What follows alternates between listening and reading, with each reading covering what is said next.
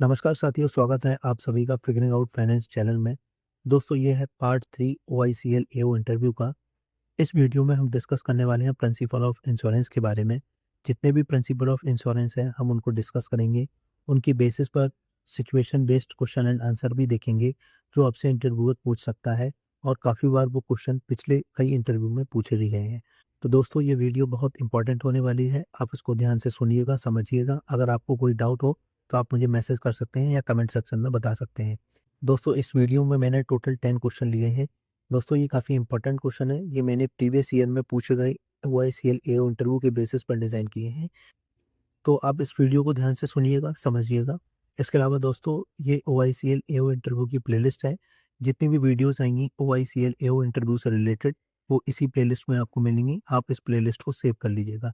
इसके अलावा दोस्तों अगर आपको लगता है आपको इंश्योरेंस टर्म आते हैं बट आप पैनल के सामने एक्सप्लेन नहीं कर पाते, तो ये इंश्योरेंस टर्म के शॉर्ट्स हैं, आप इनको ज़रूर देखिएगा। इसमें मैंने पैनल स्टाइल में बताया है कि कैसे आपको एक इंश्योरेंस टर्म का आंसर पैनल के सामने देना चाहिए। इसके अलावा दोस्तों सिमिलरली ये बैंकिंग फाइनेंशियल टर्म के शॉर्ट हैं, इनको भी आप देख सकते हैं। इसमें भी मैंने पैनल स्टाइल में बताया है कि कैसे आप बैंकिंग टर्म्स पैनल के सामने एक्सप्लेन कर सकते हैं। और दोस्तों अगर आप मेरा कोई और इंटरव्यू कोर्स देखना चाहें तो वो भी आप देख सकते हैं। ये प्लेलिस्ट अवेलेबल है चैनल पर, आप इसको विजिट कर सकते हैं और देख भी सकते हैं। दोस्तों मेरी आपसे एक रिक्वेस्ट है, आपने इतनी मेहनत के बाद मेंस क्लियर किया है, आप इंटरव्यू में आए हैं, तो आप इस सीरीज़ को बिल्कुल भी मिस मत कीजिएगा। ये काफ़ी ज़्यादा इंपॉर्टेंट होने वाली है आपके इंटरव्यू के लिए। इसके अलावा दोस्तों इन सारी प्लेलिस्ट का लिंक आपको डिस्क्रिप्शन बॉक्स में मिल जाएगा, आप चाहे तो उसको विजिट कर सकते हैं। तो चलिए दोस्तों आज का वीडियो शुरू करते हैं। आज का पहला क्वेश्चन है, tell us the 7 fundamental principle of insurance. चलिए देखते हैं पैनल को एक अच्छा आंसर कैसे दें। सर इंश्योरेंस के 7 फंडामेंटल प्रिंसिपल होते हैं जो हर इंश्योरेंस कॉन्ट्रैक्ट के बेस होते हैं। सबसे पहला है अटमोस्ट गुड फेथ।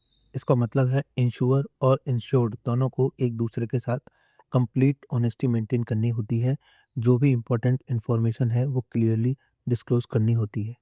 सेकंड है इंश्योरेबल इंटरेस्ट। इसमें इंश्योर्ड का उस चीज़ में फाइनेंशियल इंटरेस्ट होना चाहिए जिसका इंश्योरेंस लिया जा रहा है, मतलब अगर लॉस होता है तो उसका डायरेक्ट फाइनेंशियल इम्पैक्ट पड़ना चाहिए। थर्ड है इंडेमनिटी। इसका मतलब है इंश्योरेंस का पर्पस सिर्फ लॉस को कवर करना है। इंश्योर्ड को ना प्रॉफिट होना चाहिए ना लॉस, बस उसको सेम फाइनेंशियल पोजीशन में वापस लाना होता है। फोर्थ है प्रोक्सीमेट कॉज। क्लेम सेटलमेंट करते वक्त जो सबसे नियरेस्ट या मेन कॉज होता है लॉस का, उसको कंसिडर किया जाता है। फिफ्थ है सबॉर्गेशन। जब इंश्योर क्लेम पे कर देता है तो उसको राइट मिल जाता है कि वो थर्ड पार्टी से रिकवरी करे जो एक्चुअली लॉस के लिए रेस्पॉन्सिबल है।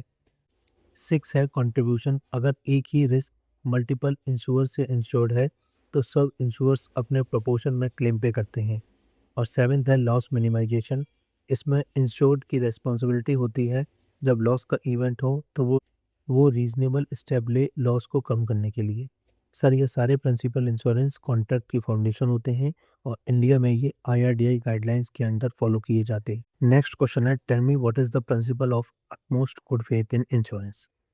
चलिए देखते हैं पैनल को एक अच्छा आंसर कैसे दें।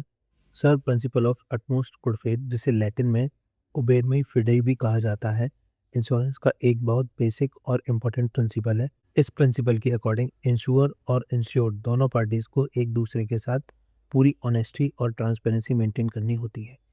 आईआरडीए के अकॉर्डिंग जो पर्सन इंश्योरेंस ले रहा है उसकी रिस्पॉन्सिबिलिटी होती है कि वो सारे मटेरियल फैक्ट्स यानी रिस्क के related important information voluntarily disclose करे, चाहे इंश्योर ने स्पेसिफिकली पूछा हो या नहीं। फॉर एग्जांपल सर, अगर किसी पर्सन को डायबिटीज़ जैसी सीरियस डिसीज़ है तो उसे प्रपोजल फॉर्म फिल करते टाइम क्लियरली बताना चाहिए। अगर वो इस इंफॉर्मेशन को छुपा लेता है तो उसे नॉन डिस्क्लोजर कहते हैं, और अगर गलत इंफॉर्मेशन देता है तो उसे मिस स्टेटमेंट कहते हैं। ऐसे केस में इंश्योर के पास ये राइट होता है कि वो क्लेम को रिजेक्ट कर दे। और सर ये प्रिंसिपल सिर्फ कस्टमर पर अप्लाई नहीं होता बल्कि इंश्योरेंस कंपनी पर भी इक्वली अप्लाई होता है। कंपनी को भी पॉलिसी के टर्म्स कंडीशन और एक्सक्लूजन क्लियरली एक्सप्लेन करने होते हैं। ओवरऑल सर इसका मतलब है इंश्योरेंस कॉन्ट्रैक्ट में दोनों साइड से कंप्लीट ऑनेस्टी और ट्रांसपेरेंसी होनी चाहिए। नेक्स्ट क्वेश्चन है, tell me what do you understand by the principle of insurable interest, can you explain with example. चलिए देखते हैं पैनल को एक अच्छा आंसर कैसे दें। सर इंश्योरेबल इंटरेस्ट का मतलब होता है कि जो पर्सन इंश्योरेंस पॉलिसी ले रहा है उसका उस असेट या सब्जेक्ट मैटर में रियल फाइनेंशियल इंटरेस्ट होना चाहिए। सिंपल वर्ड में समझें, अगर वो चीज़ डैमेज हो जाए या लॉस हो जाए तो उस पर्सन को एक्चुअल फाइनेंशियल लॉस होना चाहिए। अगर ऐसा नहीं है तो इंश्योरेंस कॉन्ट्रैक्ट एक तरह का गैम्बलिंग कॉन्ट्रैक्ट बन जाएगा, जो कि इंडियन कॉन्ट्रैक्ट एक्ट 1872 के सेक्शन 30 के अकॉर्डिंग वाइड माना जाता है। और सर आईआरडीए के गाइडलाइन के अकॉर्डिंग भी इंश्योरेबल इंटरेस्ट होना एक वैलिड इंश्योरेंस कॉन्ट्रैक्ट के लिए प्री रिक्विजिट है। एग्जांपल है सर, अगर मेरे पास एक कार है जिसकी वैल्यू 10 लाख रुपीस है और उस कार का एक्सीडेंट हो जाता है तो मुझे फाइनेंशियल लॉस होगा, इसलिए मेरे पास उस कार में इंश्योरेबल इंटरेस्ट है और मैं उसका इंश्योरेंस ले सकता हूँ।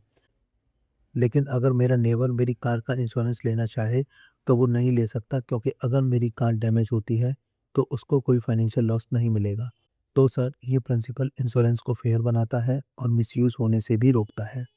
नेक्स्ट क्वेश्चन है, what is principle of indemnity, is it applicable to life insurance? चलिए देखते हैं पैनल को एक अच्छा आंसर कैसे था। सर प्रिंसिपल ऑफ इंडेमनिटी का सिंपल मतलब होता है कि इंश्योरेंस कंपनी इंश्योर्ड को सिर्फ उसके एक्चुअल लॉस के लिए कंपनसेट करेगी, ना उससे ज़्यादा ना उससे कम। इसका मेन ऑब्जेक्टिव ये होता है कि पॉलिसी होल्डर को वापस उसी फाइनेंशियल पोजीशन में लाया जाए जहां वो लॉस होने से पहले था, यानी इंश्योर्ड क्लेम से प्रॉफिट नहीं कमा सकता। फॉर एग्जांपल सर, अगर किसी शॉप की वैल्यू 10 लाख है और फायर की वजह से 3 लाख का लॉस होता है तो इंश्योरेंस कंपनी सिर्फ 3 लाख ही पे करेगी, पूरा 10 लाख नहीं। ये प्रिंसिपल मेनली जनरल इंश्योरेंस में अप्लाई होता है, जैसे मोटर, फायर, मरीन और हेल्थ इंश्योरेंस। लेकिन सर ये प्रिंसिपल लाइफ इंश्योरेंस में अप्लाई नहीं होता। रीज़न सिंपल है, ह्यूमन लाइफ की एग्जैक्ट मॉनेटरी वैल्यू मेजर नहीं की जा सकती, इसलिए लाइफ इंश्योरेंस में एक्चुअल लॉस कैलकुलेट नहीं किया जा सकता। यहाँ पर इंश्योर एक फिक्स्ड सम अश्योर्ड पे करता है, चाहे एक्चुअल फाइनेंशियल लॉस कुछ भी हो, डेथ या मैच्योरिटी पर प्री डिफाइंड अमाउंट मिलता है। इस वजह से लाइफ इंश्योरेंस को कॉन्ट्रैक्ट ऑफ अश्योरेंस कहा जाता है, ना कि contract of in. Next question है, tell us what is the principle of subrogation, can you explain it with an example? चलिए देखते हैं पैनल को एक अच्छा आंसर कैसे दें। सर प्रिंसिपल ऑफ सबऑर्गेशन का मतलब होता है कि जब इंश्योरेंस कंपनी पॉलिसी होल्डर को क्लेम अमाउंट पे करती है, उसके बाद कंपनी को ये लीगल राइट मिल जाता है कि वो इंश्योर्ड की जगह पर खड़े होकर उस थर्ड पार्टी से पैसा रिकवर करे जो एक्चुअल लॉस के लिए रिस्पॉन्सिबल है। फॉर एग्जांपल सर, मान लीजिए सर मेरी car oriental insurance company limited से इंश्योर्ड है और किसी दूसरे व्यक्ति की केयरलेस ड्राइविंग की वजह से मेरी कार को 1.5 लाख का डैमेज हो जाता है। अब पहले इंश्योरेंस कंपनी मेरा क्लेम सेटल करेगी और मुझे 1.5 लाख दे देगी। उसके बाद कंपनी के पास यह राइट होता है कि वो जिसने एक्सीडेंट किया है उससे 1.5 लाख रिकवर करे। सर इसका मेन ऑब्जेक्टिव है कि इंश्योर्ड को डबल बेनिफिट ना मिले, एक बार इंश्योरेंस कंपनी से और दूसरी बार उस पर्सन से जिसने डैमेज किया है। ये प्रिंसिपल इंडेमनिटी कॉन्ट्रैक्ट पर बेस्ड है, जो इंडियन कॉन्ट्रैक्ट एक्ट 1872 के सेक्शन 124 में डिफाइंड है। और सर ये मोटर, फायर, मरीन और प्रॉपर्टी इंश्योरेंस में अप्लाई होता है, लेकिन लाइफ इंश्योरेंस में अप्लाई नहीं होता। नेक्स्ट क्वेश्चन है, what is the principle of contribution in insurance? चलिए देखते हैं पैनल को एक अच्छा आंसर कैसे दो। सर प्रिंसिपल ऑफ कंट्रीब्यूशन का मतलब होता है कि जब एक ही रिस्क को मल्टीपल इंश्योरेंस कंपनी ने इंश्योर किया गया हो तो क्लेम के टाइम सभी इंश्योर मिलकर प्रोपोर्शनेटली पेमेंट करते हैं, यानी इंश्योर्ड एक ही लॉस पर हर कंपनी से फुल क्लेम लेकर प्रॉफिट नहीं कमा सकता। इंश्योरेंस का पर्पस लॉस को कंपनसेट करना है, प्रॉफिट देना नहीं। सर एग्जांपल है इसका, मान लीजिए एक फैक्ट्री को कंपनी ए से 60 लाख और कंपनी बी से 40 लाख के लिए इंश्योर किया गया है। टोटल इंश्योरेंस वैल्यू है 1 करोड़। अगर फायर से 20 लाख का लॉस होता है तो कंपनी ये 12 लाख पे करेगी और कंपनी भी 8 लाख पे करेगी। टोटल पे आउट सिर्फ 20 लाख ही होगा, जो एक्चुअल लॉस है। ये प्रिंसिपल सिर्फ इंडेमनिटी बेस्ड पॉलिसी पर अप्लाई होता है, जैसे फायर इंश्योरेंस, हेल्थ इंश्योरेंस और मोटर इंश्योरेंस।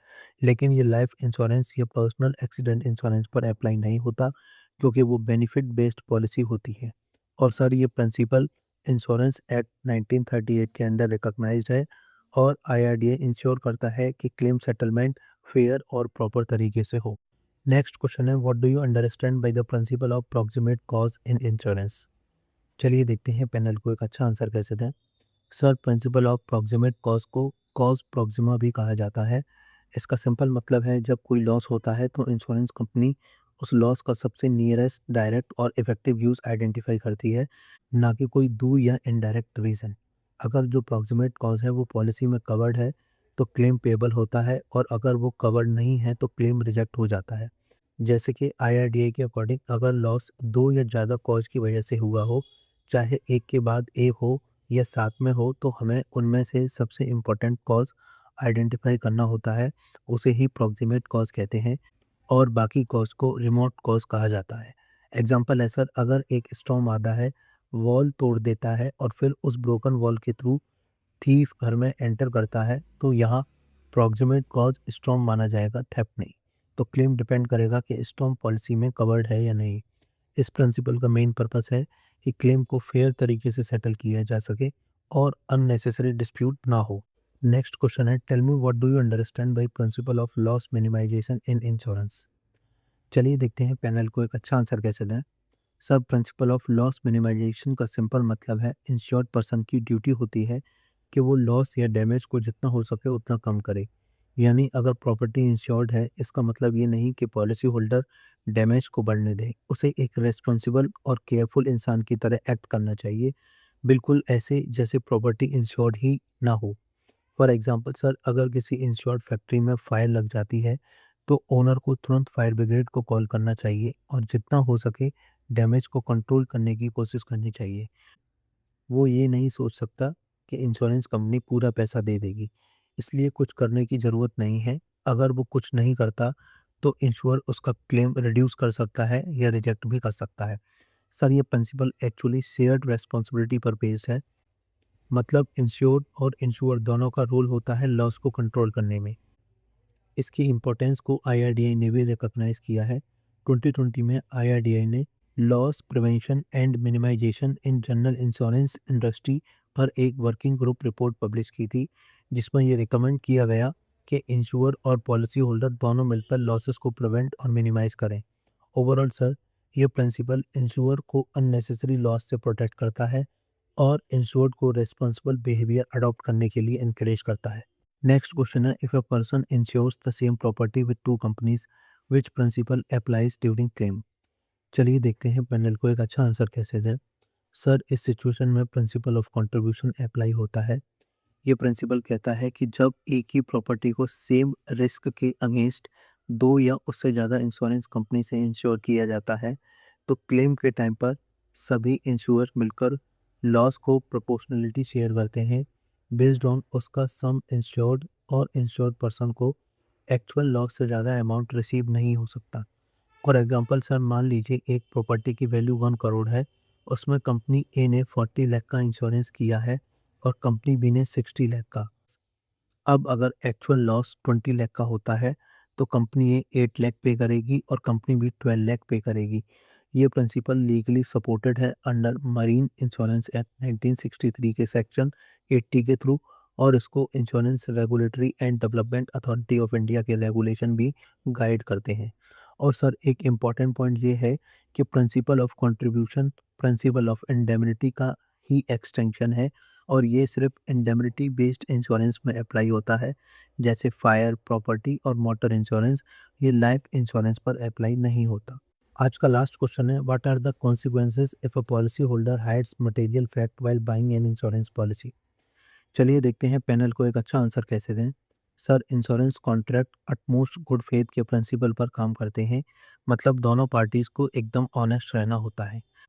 मटेरियल फैक्ट का मतलब होता है कोई भी ऐसी इंपॉर्टेंट इन्फॉर्मेशन जो इंश्योर के डिसीजन को अफेक्ट करे, जैसे कि हेल्थ इंश्योरेंस में प्री एग्जिस्टिंग डिसीज। अगर पॉलिसी होल्डर ऐसे मटेरियल फैक्ट को हाइड करता है, तो उसके कॉन्सिक्वेंसेस काफ़ी सीरियस होते हैं। सबसे पहला, पॉलिसी वॉइड हो जाती है और जो प्रीमियम पे किया गया है वो कंपनी के पास फोरफिट हो जाता है।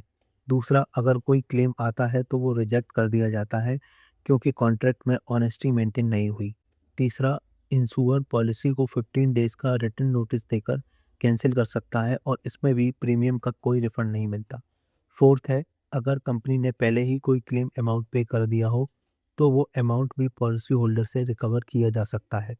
लेकिन सर, यहाँ एक इम्पॉर्टेंट प्रोटेक्शन भी है पॉलिसी होल्डर के लिए। IRDA ने एक moratorium period of 5 year introduce किया है, जो पहले 8 ईयर था और 2024 में रिड्यूस किया गया। इसका मतलब है कि अगर पॉलिसी 5 ईयर तक कंटिन्यूसली चलती रही, तो उसके बाद इंश्योर क्लेम को चैलेंज नहीं कर सकता एक्सेप्ट अगर क्लियर फ्रॉड प्रूव ना हो जाए। तो ओवरऑल ये रूल इंश्योर को प्रोटेक्शन देता है अगेंस्ट मिस प्रेजेंटेशन और ऑनेस्ट पॉलिसी होल्डर को भी लॉन्ग टर्म सिक्योरिटी प्रोवाइड करता है। दोस्तों आज की वीडियो में इतना ही। उम्मीद है आपको वीडियो पसंद आई होगी। तो आने वाली वीडियोस की अपडेट के लिए आप टेलीग्राम चैनल ज्वाइन कर लीजिएगा, लिंक आपको डिस्क्रिप्शन बॉक्स में मिल जाएगा। इसके अलावा दोस्तों अगर आपकी कोई क्वेरी हो या सजेशन हो या आप चाहते हो कि मैं कोई स्पेसिफिक क्वेश्चन कवर करूं आपके इंटरव्यू के लिए, तो आप मुझे टेलीग्राम या इंस्टाग्राम पर मैसेज कर सकते हैं। उन सब का लिंक आपको डिस्क्रिप्शन बॉक्स में मिल जाएगा। दोस्तों ये जो सीरीज़ है ये आपके OICL AO इंटरव्यू के लिए वन स्टॉप सॉल्यूशन होने वाली है। मेरी आपसे एक ही रिक्वेस्ट है, आप इन वीडियो को 2-3 बार सुनिएगा। सुनने से चीज़ें हमें याद रहती हैं और जब हम पैनल के सामने बोलेंगे तो हम फ्लुएंटली बोल सकते हैं। तो चलिए दोस्तों आज का वीडियो यहीं ख़त्म करते हैं and all the best for your interview.